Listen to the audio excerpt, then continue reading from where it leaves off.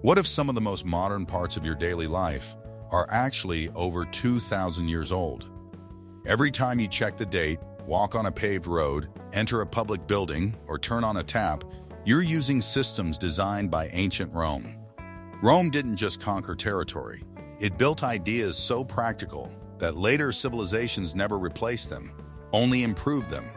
This video explores 10 Roman inventions that still quietly shape how we live today.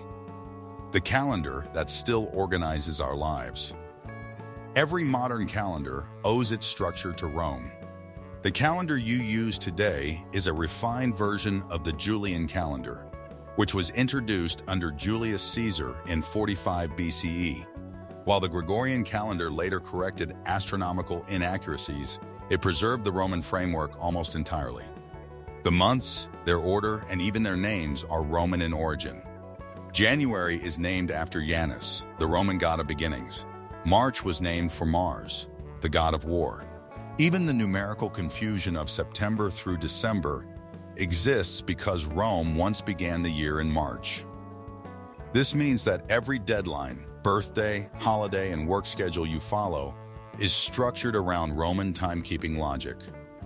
The empire didn't just measure time, it standardized it for governance, agriculture, and administration, creating a model that proved too efficient to discard. Roads built on Roman engineering principles.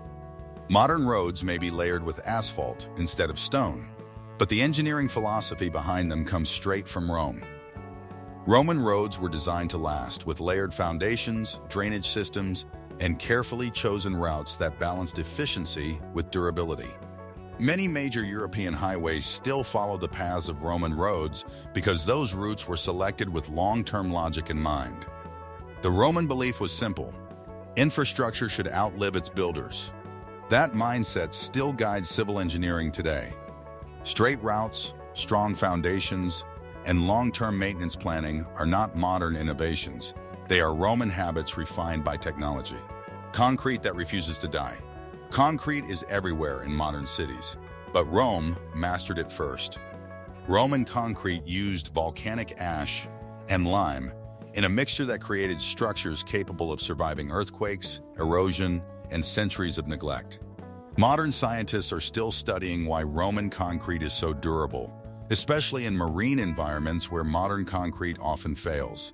While modern concrete is optimized for speed and cost, the Roman approach prioritized longevity. Bridges, harbors, and domes built by Roman engineers are still standing today, quietly embarrassing many modern structures that crumble within decades. Arches, domes, and monumental architecture. The arch is one of the most recognizable and influential legacies of Roman engineering, not because the Romans invented it, but because they mastered it at an unprecedented scale. Earlier civilizations used arches sparingly, often as decorative or limited structural elements, but the Romans transformed the arch into a system. By pairing arches with concrete, they unlocked the ability to build vaults, aqueducts, bridges, and massive domes that could span enormous spaces without collapsing under their own weight. This innovation allowed Roman cities to grow vertically and horizontally in ways that were previously impossible. Structures like the Pantheon demonstrated that architecture could be both functional and awe-inspiring, shaping how power and permanence were visually communicated. Modern stadiums, government buildings, museums, and transportation hubs still rely on these same architectural principles. The idea that public buildings should feel monumental, stable, and enduring comes directly from Roman civic architecture, which was intentionally designed to project authority, order, and the illusion of timelessness. Clean water as a civic expectation. For the Romans, access to clean water was not a luxury reserved for the elite. It was a defining feature of a functioning city. Roman aqueducts transported fresh water across vast distances using gravity alone, supplying public baths, fountains, latrines, and private homes. This system required precise engineering, constant maintenance, and centralized oversight, making water distribution a core responsibility of the state. Over time, this infrastructure reshaped public expectations. Romans came to see clean water as a basic urban necessity rather than a privilege. Modern plumbing systems are vastly more advanced, but the underlying assumption remains unchanged. Today, citizens expect governments to manage water sources, maintain pipelines, and ensure public access, especially in urban environments. That expectation exists because Rome proved on a massive scale that large populations could only survive and thrive when water access was reliable, organized, and treated as a public good. Sewers and urban sanitation systems. Roman engineers understood that bringing water into a city was only half the equation. Waste had to be removed just as efficiently. The Cloaca Maxima, one of the earliest large-scale sewer systems, drained stormwater and waste away from Rome's streets and into nearby waterways. While Roman sanitation did not meet modern health standards, the conceptual breakthrough was enormous. Instead of treating waste as an individual or household problem, Rome treated sanitation as a citywide engineering challenge. This shift fundamentally changed how urban environments were designed. Modern sewer systems operate on the same basic principle. Waste must be transported away from population centers through planned, underground networks. By normalizing sanitation as public infrastructure, Rome laid the groundwork for later developments in urban hygiene, public health, and environmental engineering. Central heating through radiant floors. Long before modern boilers and thermostats, Romans developed a surprisingly sophisticated approach to indoor heating. The Hippocrates system circulated hot air from furnaces beneath raised floors and through hollow walls, creating evenly distributed warmth throughout a building.